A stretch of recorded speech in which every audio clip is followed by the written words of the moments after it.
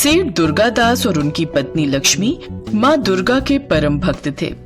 वे सदैव ही वीरपुर गांव में नवरात्रि के अवसर पर गांव में एक विशाल कन्या पूजन आयोजित करते थे, जिसमें गांव की सभी कन्याओं को बुलाया जाता था। सुनो जी, अनिल और बहू को फोन मिला लेते, क्या पता इस बार बहू कन्या पूजन में आने के लिए मान जाए।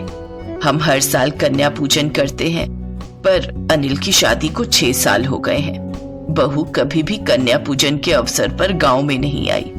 मैं सोच रही थी एक बार बहू माँ दुर्गा के नाम का कन्या पूजन अपने हाथों से कर ले। मेरा मन कहता है माँ दुर्गा के आशीर्वाद से हमारी बहू की झोली में भी बच्चा जरूर खेलेगा। लक्ष्मी, तुम जानती हो सुनीता बहू माँ दुर्गा पर बिल्कुल भी विश्वास नहीं रखती है। साल में 2 बार नवरात्रि अवसर पर हम कन्या पूजन रखते हैं, पर बहू कभी भी नहीं आती है। हमेशा कोई ना कोई बहाना करके टाल ही देती है। इस वजह से मैं अनिल से भी कुछ नहीं कहता। एक बार कोशिश करके देखते हैं, क्या पता बहू आ जाए।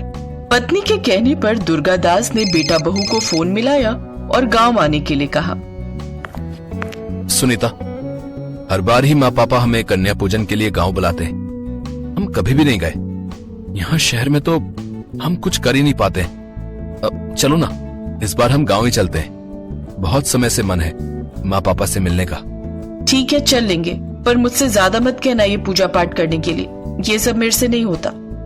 हाँ, तुम्हें कोई नहीं बोलेगा। जैसा तुम्हारा मन हो वैसे रहना। चलो मैं फोन कर देता हूँ ना कि हम आ रहे हैं। अनिल जानता था कि सुनीता का मन किस वजह से खराब है। सुनीता की सारी सहेलियां माँ बन चुकी थी और अपने बच्चों को गोद में खिलाती थी। इसी वजह से सुनीता का मन बहुत खराब रहता था। उसका भी मन था कि वो माँ बने और उसकी गोद में भी बच्चा खेले, पर बड़े से बड़े डॉक्टर सुनीता को यही बोल चुके थे कि वो कभी भी माँ नहीं बन सकती। इस वजह से सुनीता पूरी तरह से निराश हो चुकी थी। अनिल और सुनीता गांव पहुंचते हैं। बेटा बहू को आया देख दुर्गादास और उनकी पत्नी लक्ष्मी बहुत खुश होते हैं। बहू, माँ दुर्गा में बहुत शक्ति है। तुम हमारे कहने पर एक बार अपने हाथों से माँ दुर्गा का कन्या पूजन करो। कन्याओं को भोग खिलाओ। देखना माँ दुर्गा तुम्हारी गोद जरूर भरेंगी। वो तुम्हारी प्रार्थना जरूर सुनेंगी। माँ शेरा वाली अपने भक्तों की पुकार जरूर सुनती हैं। बस श्रद्धा और विश्वास के साथ एक बार सच्चे मन से उन्हें याद करना। ममतामयी माँ दुर्गा अपने बच्चों को कभी निराश नहीं करती। माँ जी, जब बड़े बड़े डॉक्टर मना कर चुके हैं कि मैं कभी माँ नहीं बन सकती, तो माँ जी कन्या पूजन करने से क्या हो जाएगा? मैं कैसे विश्वास कर लूं? ऐसा कैसे हो सकता है कि मैं माँ दुर्गा का कन्या पूजन करूं और मैं माँ बन जाऊं? बहू, यही तो माँ दुर्गा की शक्ति है। जब सारे द्वार बंद हो जाते हैं तो एक वही है जिनका द्वार अपने भक्तों के लिए सदैव खुला रहता है। एक बार सच्चे मन से पुकारो तो माँ दुर्गा भक्तों की सारी परेशानियां दूर कर देती हैं। लक्ष्मी, अनिल, सुनीता बहू, चलो कन्या पूजन का समय हो रहा है। हमें मंदिर में कन्याओं को प्रसाद बांटना है। सुनीता, जब सब इतना कह रहे हैं तो एक बार चलने में कोई हर्ज नहीं है। अब चलो, पापा बुला रहे हैं। सबके कहने पर सुनीता मंदिर जाने के लिए तैयार हो जाती है। सब लोग मंदिर पहुंचते हैं। कन्या पूजन शुरू होता है। सेठ दुर्गादास, उनकी पत्नी लक्ष्मी और अनिल भक्तों के साथ मिलकर कन्या पूजन का प्रसाद बांटते हैं। सुनीता मंदिर में खड़ी होकर सब कुछ देख रही थी। उसने अभी तक प्रसाद बांटने में हाथ नहीं लगाया था। आंटी जी, मुझे हलवा नहीं मिला, मुझे हलवा खाना है। हाँ, मैं देती हूँ, रुको मैं लेकर आती हूँ। सुनीता उस छोटी सी प्यारी सी कन्या के लिए हलवा लेकर आती है। जैसे ही सुनीता उस बच्ची को हलवा देती है, वैसे ही वो बच्ची सुनीता को एक फूल देती है। आंटी, आप मेरे लिए हलवा लाए, ये लो, मैं आपके लिए फूल लाई हूँ, इसे अपने पास रखना। मेरे लिए? ये फूल तो बहुत सुंदर है। कितनी प्यारी बच्ची हो। क्या नाम है तुम्हारा? मेरा नाम दुर्गा है। सुनीता बच्ची का नाम सुनकर चौंक गई। वो एक पल के लिए उस बच्ची को निहारने लगी और अचानक वो बच्ची वहां से गायब हो गई। ये सब इतनी जल्दी में हुआ कि सुनीता समझ ही नहीं पाई और वो घबरा कर बेहोश हो गई। तभी सब लोग उसे घर ले आते हैं। अनिल पड़ोस में रहने वाली एक लेडी डॉक्टर को बुला लाता है। डॉक्टर सुनीता का चेकअप करती है और सबको एक खुशखबरी मिलती है, आपकी बहू माँ बनने वाली है। क्या हमारी बहू माँ बनने वाली है? सुनीता बहू तुम माँ बनने वाली हो। माँ जी, पापा जी, आप बिल्कुल ठीक कहते थे। माँ दुर्गा सचमुच सबकी झोलियां खुशियों से भरने वाली है। आपको पता है, माँ दुर्गा ने मुझे खुद दर्शन दिए। ये सब उन्हीं के चमत्कार से हुआ है। उन्होंने मुझे एक फूल दिया था, वो फूल। हाँ, ये रहा वो फूल। सुनीता, जब तुम बेहोश हुई थी तुम्हारे हाथ में था, मैंने संभाल कर रख लिया था। सुनीता सारी बात बताती है। जय माँ दुर्गा, आपने मेरे बच्चों के जीवन में खुशियां ला दी।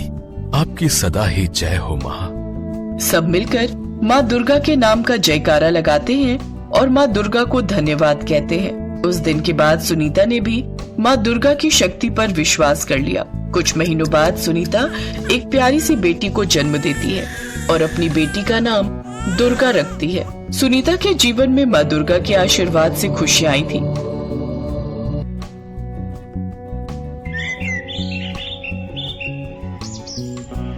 दुर्गा माता की जय। चलो, पूजा संपन्न हुई। अब बताओ कैसी हो तुम दोनों? मैं ठीक हूँ चित्रा, तुम सुनाओ? मैं भी ठीक हूँ बहन। अरे जया, क्या हुआ? किस सोच में डूबी हुई हो? कुछ नहीं, बस मन में प्रार्थना कर रही हूँ कि आज तो कोई क्लाइंट आ जाए। बिजली का बिल भरना है, माँ की दवाइयाँ लानी है। बहुत जिम्मेदारियां हैं मुझ पर और काम धंधा चौपट हुआ पड़ा है। तुम फिक्र मत करो, दुर्गा माता सब ठीक करेंगी। जब मेरे पति की मौत हुई थी तब मुझे भी लगता था कि मैं कैसे सोनू और मोनू को अकेले पाल पाऊंगी, लेकिन मुझे माता रानी ने ही हिम्मत दी और देखो आज छोटा मोटा ढाबा चलाकर किसी तरह गुजारा हो ही जाता है। सही बात है, हम भी तो गरीबी की चक्की में पिस रहे थे। माँ की कृपा हुई और देखो आज मेरे पास सरकारी नौकरी है। ये कहानी माँ दुर्गा की इन 3 भक्तों की है, चित्रा, सुधा और जया। तीनों माता की बहुत बड़ी भक्त थी। कुछ भी हो जाए लेकिन तीनों माँ के मंदिर आना नहीं भूलती थी। माता रानी के मंदिर में ही इन तीनों की मुलाकात हुई और फिर दोस्ती भी हो गई। चित्रा एक छोटा सा ढाबा चलाती थी। वो बहुत ही बढ़िया खाना बनाती थी और अपना ढाबा चलाकर अपने परिवार का पेट पालती थी। सुधा की नौकरी जेल में थी। वो वहाँ पर प्रहरी का काम करती थी, जबकि जया ने वकालत की पढ़ाई की हुई थी, मगर उसके पास केस ही नहीं आते थे। यही कारण था कि उसकी माली हालत अच्छी नहीं थी। ऐसे में चित्रा और सुधा हमेशा उसे हिम्मत बंधाती थी और कभी कभार उसकी मदद भी कर दिया करती थी। फिर एक दिन जब चित्रा अपने ढाबे पर माँ दुर्गा की पूजा कर रही थी, तभी उसके ढाबे पर काम करने वाला केशव भागा भागा उसके पास आया। दीदी सुनो ना। रुक, पहले ये प्रसाद को और अब बोल। दीदी, लगता है माता रानी ने आपकी सुन ली। मतलब? देखो दीदी, वो जो नदी के पास होटल है ना, बड़ा सा। कौन सा? वो रिवर व्यू होटल? हाँ दीदी, वही। उन्हें अपने होटल के लिए एक बढ़िया सा शेफ चाहिए और उसके लिए वो एक प्रतियोगिता करा रहे हैं, जिसे जीतने वाले को वो अपने होटल में शेफ का काम देंगे और अच्छी पगार भी। अरे वाह केशव, क्या खबर लाया रे। मैं दिन रात एक कर दूंगी, लेकिन वो प्रतियोगिता जीत कर दिखाऊंगी। बस माता रानी का आशीर्वाद बना रहे। चित्रा अपने स्वादिष्ट खाने के लिए पूरे मोहल्ले में मशहूर थी। सभी लोग उसके हाथ के स्वाद के कायल थे, सिवाय उसकी पड़ोसन दिव्या के।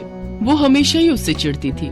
होटल की प्रतियोगिता वाली बात जब दिव्या को पता चली तो उसने सोचा, चित्रा की बच्ची, चाहे कुछ भी हो जाए, तुझे तो मैं जीतने नहीं दूंगी। जीतना तो दूर, मेरे रहते तू उस प्रतियोगिता में हिस्सा ही नहीं ले पाएगी। एक तरफ दिव्या चित्रा के खिलाफ जाल बुन रही थी, तो दूसरी तरफ सारा दिन बीत जाने पर भी जया के पास कोई केस नहीं आया। उसने मायूस होकर अपना केबिन बंद किया और मन में सोचने लगी, आज भी कोई केस नहीं आया। केबिन का किराया भी देना है, माँ की दवाइयाँ भी ले जानी है। कैसे हो पाएगा सब कुछ? हे माँ, कोई तो रास्ता दिखाओ मुझे। जया पैसों की किल्लत से जूझ रही थी, तो वहीं जेल में सुधा भी परेशान थी। नाइट ड्यूटी खत्म करने के बाद सुबह के वक्त वो जेलर के आने का इंतजार कर रही थी। फिर कुछ ही देर बाद, जय हिंद सर। जय हिंद। हाँ कहो। सर, मैं प्रहरी सुधा हूँ। बैरक नंबर 3 और 4 में मेरी ड्यूटी है। हाँ तो? सर, वो नवरात्रि आ रही है तो छुट्टी चाहिए थी। क्यों? छुट्टी लेकर क्या करोगी? सर, वो माँ की चौकी सजानी है और। देखो, इन सब कामों के लिए छुट्टी नहीं मिलेगी। अच्छा तो सर, बस नवमी के ही दिन की छुट्टी दे दीजिए। जाओ यहाँ से, कहा ना छुट्टी नहीं मिलेगी। जी सर। जय हिंद। सुधा अपना सा मुंह लेकर जेलर के कमरे से बाहर निकल आई। जया और सुधा जहाँ दुखी और परेशान थे, तो वहीं चित्रा कुकिंग कंपटीशन को लेकर उत्साहित थी। लेकिन वो नहीं जानती थी कि उस पर दुखों का पहाड़ टूटने वाला था। नवरात्रि के ठीक एक दिन पहले जब चित्रा पूजा पाठ के लिए अपने घर की सफाई कर रही थी, तभी उसके घर के सामने पुलिस की गाड़ी आकर रुकी। हाँ जी कहिए। तुम्हारा नाम चित्रा है? हाँ जी, पर हुआ क्या है? बैठो, हमें तुम्हारे घर की तलाशी लेनी है। इतना कहकर इंस्पेक्टर ने चित्रा को धक्का दिया और 2-3 पुलिस वाले चित्रा के घर में रखे सामान को उलट पलट कर देखने लगे। और फिर ये नशीली दवाइयों की पेटी कहाँ से ली तुमने और कहाँ बेचती थी ये सब नशे का सामान? मैं इस बारे में कुछ नहीं जानती इंस्पेक्टर साहब। इस पेटी में क्या है और ये मेरे घर में कैसे आई, मुझे कुछ नहीं पता।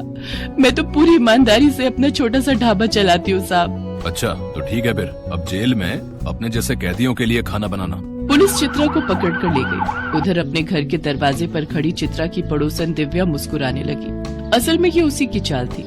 दिव्या का पति मेडिकल स्टोर पर काम करता था और चित्रा के घर में वो नशीली दवाइयों की पेटी दिव्या ने ही रखी थी ताकि चित्रा प्रतियोगिता में हिस्सा न ले पाए। फिर उसी रात जेल में। चित्रा तुम यहाँ कैसे? क्या बताओ बहन, मेरी तो किस्मत ही फूट गई। चित्रा ने रोते रोते सुधा को सारी बात बता दी। चित्रा के साथ जो हुआ उसे सुनकर सुधा की आंख में भी आंसू आ गए। तब चित्रा ने कहा, सुधा मेरे बच्चों को केशव के घर छोड़ देना बहन, मेरे पीछे वो उनकी देखभाल करेगा। एक माँ को अपने बच्चों की कितनी फिक्र होती है ना, पर माता रानी पता नहीं मेरी परीक्षा क्यों ले रही है। क्या हुआ? हमारा जेलर बहुत खड़ूस है। मैंने उससे 9वीं की छुट्टी मांगी तो उसने साफ मना कर दिया। कभी ऐसा नहीं हुआ कि अष्टमी या 9वीं पर मैंने कन्या पूजन नहीं किया हो, लेकिन इस बार चिंता मत करो सुधा, देखना माता रानी सब ठीक करेंगी। माँ दुर्गा की ये तीनों भक्त बहुत परेशान थे और ये देखकर दुर्गा माँ को भी अच्छा नहीं लग रहा था। तभी उनके पास नारद मुनि प्रकट हुए। नारायण नारायण, प्रणाम माते। माते ये कैसी व्यथा है? आपकी तीनों भक्त परेशान हैं, उन्हें आपकी कृपा की आवश्यकता है। आप चिंता न करें ऋषिवर, इनके दुखों का अंत निकट है और इसके लिए मुझे धरती लोक पर जाना होगा। जय हो माता रानी की जय हो। नारायण नारायण। नवरात्रि के दिन चल रहे थे और माता रानी की तीनों भक्त अपनी अपनी समस्याओं से जूझ रही थी, लेकिन तीनों में से किसी ने भी माँ दुर्गा पर अपना विश्वास नहीं खोया था। सुधा ने जेल में ही माता रानी की चौकी सजा ली थी और नवरात्रि के पूरे व्रत भी रख रही थी। फिर अष्टमी के दिन जब सुधा माता रानी की पूजा कर रही थी, तब अचानक माँ दुर्गा की मूर्ति से तेज प्रकाश निकलने लगा, जिसे देखते ही सुधा की आंखें बंद हो गई। और फिर आंखें खोलो पुत्री। माँ आप साक्षात माँ दुर्गा मेरे सामने। मैं तो धन्य हो गई माँ।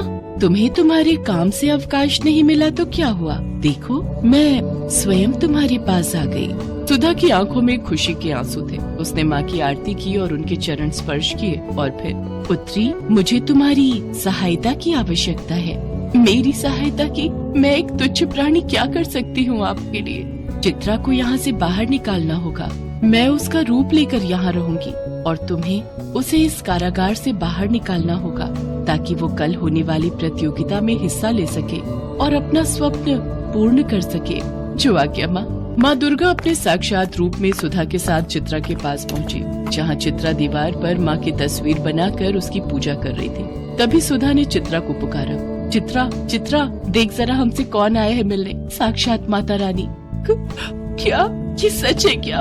ये मैं कोई सपना देख रही हूँ? मैं तो धन्य हो गई माँ, आपके साक्षात दर्शन पाकर। अब मुझे जीवन में कुछ नहीं चाहिए, कुछ नहीं चाहिए। नहीं पुत्री, अभी तो तुम्हें बहुत कुछ करना है। अब मैं तुम्हारे लिए उस प्रतियोगिता में भोजन तो नहीं बना सकती, क्योंकि वो बाकी प्रतिभागियों के साथ सही नहीं होगा। भोजन तो तुम्हें स्वयं ही बनाना होगा, किंतु तुम्हारे स्थान पर यहाँ जरूर रह सकती हूँ, वो भी तुम्हारे ही रूप में। नहीं माँ, भाड़ में गई ऐसी प्रतियोगिता जिसके लिए आपको यहाँ जेल में रहना पड़े। तुम भी तो एक माँ हो ना, और अपने बच्चों के लिए कितने कष्ट सहती हो, तो मैं भी तुम्हारी माँ ही हूँ। चिंता मत करो, कल से ही जया कोर्ट में तुम्हारा केस लड़ेगी। मैं खुद उससे मिलकर आई हूँ, वो तुम्हें अवश्य ही निर्दोष साबित करेगी। इसके बाद दुर्गा माँ ने चित्रा का रूप लिया और उसकी जगह जेल में बैठ गई। फिर चित्रा और सुधा ने उन्हें प्रणाम किया और सुधा ने चुपके से चित्रा को जेल से बाहर निकाल दिया।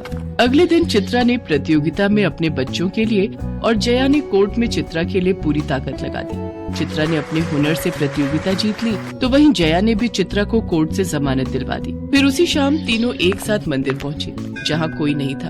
उन्होंने माँ दुर्गा को प्रणाम किया और माँ ने अपने साक्षात रूप में फिर से तीनों को दर्शन दिए। माता रानी की जय हो। पता है माँ, आपकी कृपा से चित्रा का केस जीतते ही मेरे पास ढेरों लोग आने लगे हैं। अब मेरे पास कोई कमी नहीं रही। मेरी बच्चियों, तुम सबके दुख भरे दिन दूर हुए। अब ऐसे ही हंसी खुशी से जीवन बिताओ और एक दूसरे की मदद करते रहो।